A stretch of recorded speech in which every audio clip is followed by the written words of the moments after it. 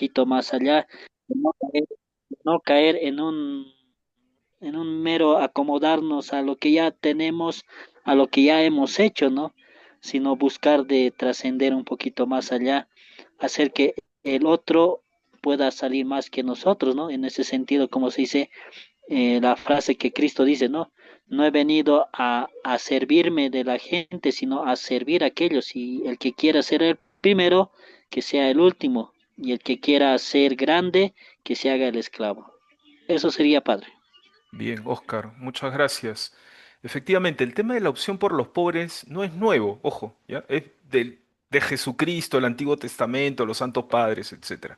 La forma de enunciarlo como opción por los pobres sí es actual. Cuando yo era estudiante, ya hablo de hace 30 años, a veces se la achacaba a la opción por los pobres como marxista, socialista, en fin, todos los calificativos denigrantes que podemos imaginar, ¿no? Y poco a poco ha ido calando. Juan Pablo II, Benedicto XVI, por ejemplo, hablaba de que la fe cristológica tiene implícita la opción por los pobres. Creer en Cristo es optar por los pobres, en otras palabras, ¿no? Entonces ha ido quedando poco a poco con más naturalidad, ya sin tanto reclamo, etcétera, ¿no? Importante la opción por los pobres en la espiritualidad, en el discernimiento, en los proyectos pastorales que tengamos, ¿no? No hay sinodalidad sin opción por los pobres, ¿no? Sino de qué estamos hablando, de conversar entre nosotros y mirarnos, no. Siempre hay una visión misionera, digamos, ¿no? Y lo que mencionabas, hacer lío, una frase tan conocida del Papa Francisco, es una consecuencia del salir, ¿no? Una iglesia en salida. Carlitos, Bien, creo que ha sido muy positivo porque la presentación que usted ha hecho, padre, ha hecho una mirada general de los documentos del magisterio del Papa Francisco, pero sobre todo en la última parte ha hecho mucho énfasis en aquello que es más espiritual y pastoral, ¿no? Como los documentos, por ejemplo, Gaudete Exsultate, que es un llamado a la santidad, que habla también del discernimiento espiritual, esta lucha interior y la oración que debemos vivir cada uno. Dilexit Nos, que es un documento muy bonito en el que nos hace recuerdo que Él nos amó primero, ¿no? Entonces, eso en cuanto a lo que a mí me ha llamado más la atención. Ha hecho mención a Fratelli Tutti varias veces, a Evangelii Gaudium también, y algo que también es importante destacar con Amoris Laetitia, creo que es importante destacar la espiritualidad familiar porque hemos visto que la espiritualidad se debe vivir en comunidad y la comunidad más cercana, uh, más próxima a nosotros es precisamente la familia, ¿no? Entonces, eso es con lo que yo me he quedado de la presentación suya. En cuanto a la presentación de la hermana, ha hecho una comparación muy bonita entre León XIII y León XIV, mencionando Serum Novarum y los desafíos que tiene León XIV respecto a continuar esta continuidad en esta opción preferencial de los pobres que ya hablábamos y que se nota claramente el enfoque que está dando León XIII a esto. Me ha gustado la última parte donde habla de la espiritualidad agustiniana, mostrándonos eh, el caminar espiritual que le va a imponer a nuestra iglesia o como ejemplo León XIV, ¿no? Haciendo mucho énfasis en la dimensión contemplativa, la vida comunitaria. Destaca mucho la comunidad como el medio para desarrollar de mejor manera nuestra espiritualidad, lo misionero, salir más allá, y el tema de un liderazgo que renuncia al clericalismo, ¿no? Entre todos tenemos que vivir esta espiritualidad, impulsados por el Espíritu Santo, pero centralizada en Jesucristo. Eso es lo que a mí me queda de lo que hemos podido ver, que ha sido muy provechoso. Gracias, Padre. muchas gracias, Carlos. Sí, efectivamente, no podría decir en general porque no tengo toda la información, pero tengo la sensación que Francisco ha sido uno de los papas que le ha dado mucho énfasis al tema de la espiritualidad. Además de dos documentos que ya los conocemos, Al final de varios de sus documentos hay un capítulo dedicado a la espiritualidad. Y aún así se le ha criticado de no ser hombre espiritual, dicho sea de paso, ¿no? Se le ha criticado de no hablar de la santidad, en fin, se le ha criticado tantas cosas, ¿no? El tema de la santidad, Gaudete et Exsultate, ya está bastante revisado. Él rescata a los santos de las puertas de al lado, ¿no? A veces pensamos en los grandes santos y claro que lo son, pero hay cuantos tíos, tías, padrinos, madrinas, abuelas, vecinas, etcétera, que realmente son ejemplo de santidad. No, no me extiendo más. En relación a Moris Letizia y el vínculo matrimonial, el amor de pareja, ahí yo debo de reconocer que me falta, no lo he mencionado porque no he tenido la oportunidad de profundizarlo. Sería interesante poder revisarlo, en fin, en clave de espiritualidad y en clave pastoral también, ¿no? Ese es un pendiente. Y sí, para entender, así como para entender a Francisco hay que entender la espiritualidad jesuita, necesariamente. Hay muchos elementos jesuitas, demasiado porque él es jesuita, en fin, el tema del discernimiento, el tema del magis, que es muy jesuita, ¿no? El más mayor gloria de Dios, etcétera, ¿no? Para entender al León XIV hay que entender la espiritualidad agustina, ¿no? Entre otras cosas, vale la pena rescatar dos cositas nada más, no soy experto en la espiritualidad agustina. Uno es el tema de la comunión. San Agustín es el primero, no, no el primero, pero uno de los que al principio de la iglesia va a poner orden en la vida comunitaria, ¿no? Es decir, sus reglas, las reglas de San Agustín, son un referente fundamental para la vida comunitaria. Y el tema del afecto, el corazón. ¿Han visto que en su escudo hay un corazón? Eh, Cuando se dibuja San Agustín, pueden buscar algún, no digo meme, pero algún dibujito de San Agustín, siempre se lo dibuja con el corazón en la mano a San Agustín, ¿no? Entonces, el tema del afecto, el amor de Dios, ojo, no, no solamente el afecto que sentimos, el amor de Dios es muy importante en la vida de San Agustín. Su lema, el lema de San Agustín es no anteponer nada al amor de Cristo.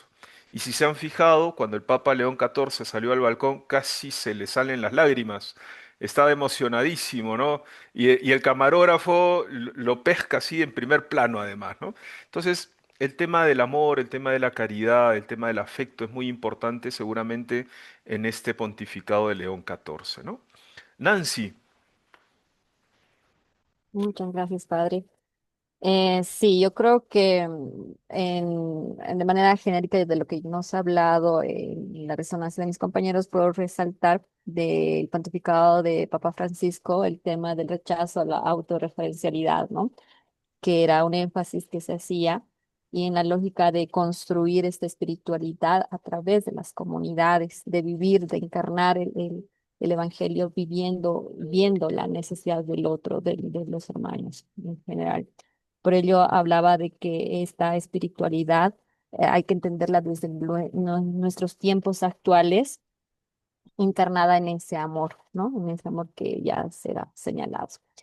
En cuanto al pontificado actual de León XIV, la hermana resaltaba este aspecto interesante de la espiritualidad que es propia su carisma y que conlleva el sentido de la contemplación, del discernimiento y la espiritualidad, pero en el marco de la fe y de la razón. Entonces son aspectos fundamentales que van a marcar también una línea interesante en este nuevo pontificado y que nos motiva a estas tres preguntas que hacía o a estos tres elementos, ¿no? De qué manera podemos entender esta espiritualidad, el discernimiento y la sinodalidad. Y puedo concluir en esta lógica también de que aprendamos todos a hacer esta teología entre todos, viviendo en esta comunidad para poder reflexionar juntos, escuchar antes que hablar de Dios a través de este encuentro con las personas. Y eso nos enseña a caminar en esa sinodalidad que aún está en construcción, aún hay desafíos por cambiar estructuras, pero creo que desde la mirada que hoy nos planteamos, podríamos empezar a hacer. Me quedo con eso. Gracias. ujú, gracias, muchas gracias, Nancy. Sí, a propósito, bueno, autorreferencialidad yo creo que ya lo tenemos claro. Es una tentación. Pongo a veces ejemplos concretos. Conozco al grupo de señoras que quiere quedarse toda la noche en la parroquia. No está mal, pero en su plan pastoral no hay ninguna referencia a los demás, sino solamente a la parroquia, a estar dentro de aquí, a servir al Padre, etcétera, ¿no? Las autorreferencialidades a veces muy cotidianas en las que vivimos. Y lo de encarnar me hace recuerdo Francisco en Evangelii Gaudium, el último capítulo dedicado a la espiritualidad, habla del gozo de ser pueblo, ¿no? O sea, vivir con gozo el ser pueblo. Y ser pueblo trae problemas, trae complicaciones, no es fácil, es complicado, pero es el gozo precisamente de, ¿cómo decirlo?, sintonizar a veces con el Cristo sufriente, ¿no? Es decir, en plena sintonía con Jesucristo, ¿no? Y sobre la fe y la razón, San Agustín es un gran ejemplo y yo creo que vamos a ver cosas buenas en ese sentido, ¿no? Ese diálogo entre fe y razón, más aún sabiendo ¿cómo decirlo? La biografía de León XIV, los estudios que ha tenido, los lugares por los cuales ha pasado, hablan de mucho diálogo, ¿no? Diálogo de fe. René, Gracias, padre. Algunas cosas que me han resonado bastante en estas charlas es, por una parte, la actitud de escucha, de ver esa teología, como decía Gustavo Gutiérrez, desde el reverso de la historia, desde ese sector marginado. Me resonaba mucho, por ejemplo, que esa infalibilidad primeramente viene desde el pueblo de Dios. Luego, la escucha al pobre desde sus mismas manifestaciones. Me resonaba, por ejemplo, que en la querida Amazonía, en esa Amazonía, es un lugar teológico por excelencia, donde se escucha a ese pueblo desde sus aspiraciones, desde su cultura. Me resonaba también que la iglesia es mujer y madre.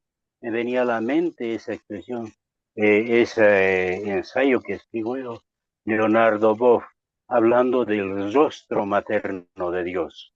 Y en paralelismo escuchábamos eh, que, por ejemplo, una primera actitud del Papa León fue visitar a la tumba de Francisco, y un poco en el sentido de dar una continuidad a ese pontificado, pero desde una óptica muy también del Papa León, desde esa vivencia en Chiclayo con los pobres, con los migrantes, de haber sabido también lo que es la cultura. Entonces, resonaba bastante el hecho de que la cultura, la religiosidad y la piedad popular es un lugar eminentemente teológico por excelencia.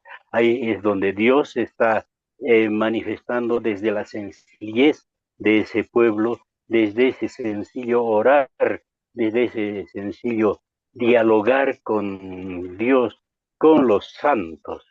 Particularmente eso me resuena porque como opción personal está mía, está la religiosidad popular y admirarme cada vez más de que Dios me está hablando de esa sencillez. Gracias, Padre. muy bien, René. Me van a disculpar Elber, Hernando, por el tiempo ya no, no van a poder participar, solo por una cuestión de tiempo. Quiero dar una palabrita final nada más. Solo para aclarar, el tema de la infalibilidad, por si acaso, no se vaya a entender mal, el quien dice que la iglesia es infalible, toda la iglesia, es el Concilio Vaticano II, ¿no? Francisco lo recuerda simplemente, ¿no? La primera infalibilidad, digamos, es la del Concilio Vaticano II. Ejemplos para mencionar sencillamente, quizás el último dogma papal, digamos, establecido por un papa. Estoy tratando de recordar si fue la Inmaculada, me parece, o la Asunción, no me acuerdo. Pero ambos, dicho sea de paso, uno en el siglo XIX, en tiempos del padre Claré, mi fundador, y otro en el siglo XX, fueron hechos después de consultar a todo el pueblo de Dios si todo el pueblo de Dios creía en la Asunción y en la, eh, no, me estoy olvidando ya los nombres. Bueno, si todo el pueblo de Dios creía en ambos dogmas. Y después de haber respondido todos, de que sí, el pueblo de Dios cree en esto, es que el Papa ya lo proclama como dogma, ¿no?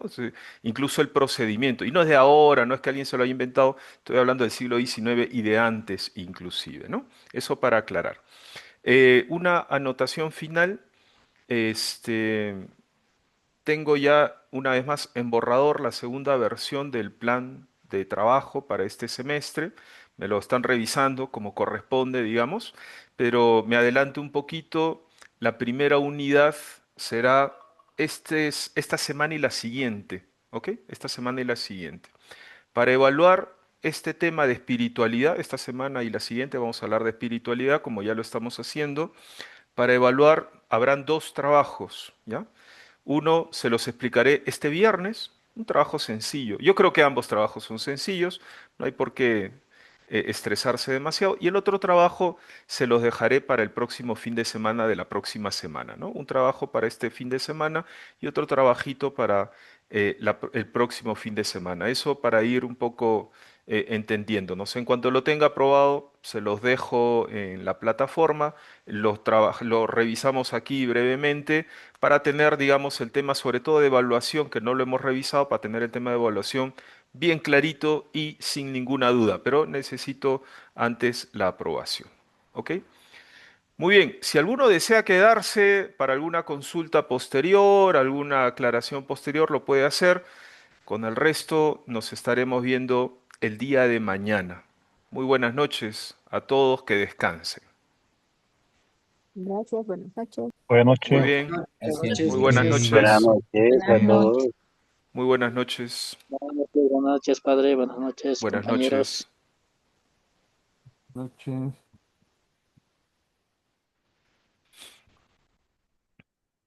Padre, yo quería preguntarte, Dime, mandaste Leandro. un link del, ¿Perdón? mandaste un link del drive. Ahí todavía no hay ningún trabajo, ¿verdad? Perdóname un ratito.